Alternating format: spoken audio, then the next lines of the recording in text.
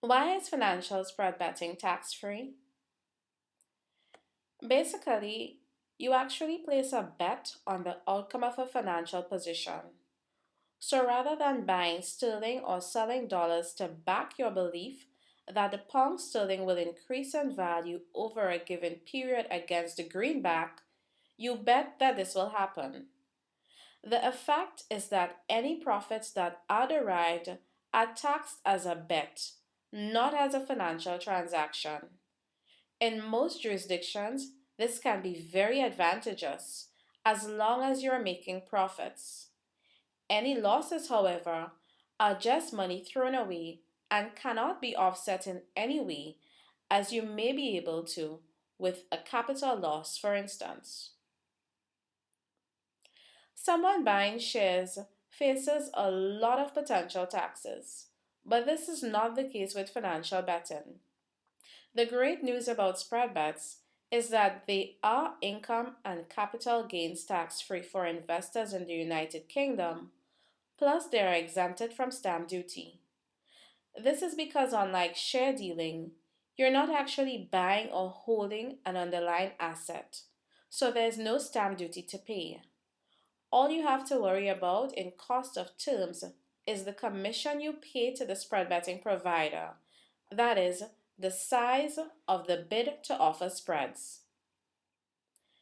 Incidentally, the fact that spread betting is considered to be a gambling activity by HM Revenue and Customs means that spread trading is not so effective when used for hedging purposes, since losses cannot be offset against gains elsewhere in a shares portfolio for capital gains tax purposes. Here's a spread betting example.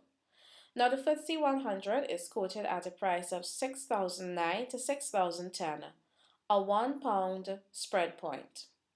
You believe the market will fall over the course of a day and decide to sell at £10 a point at the lower figure of 6,009.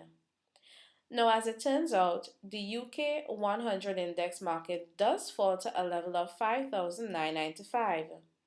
Your total winnings equal 6,009 subtracted from 5,995 equals 14 times £10 equals £140.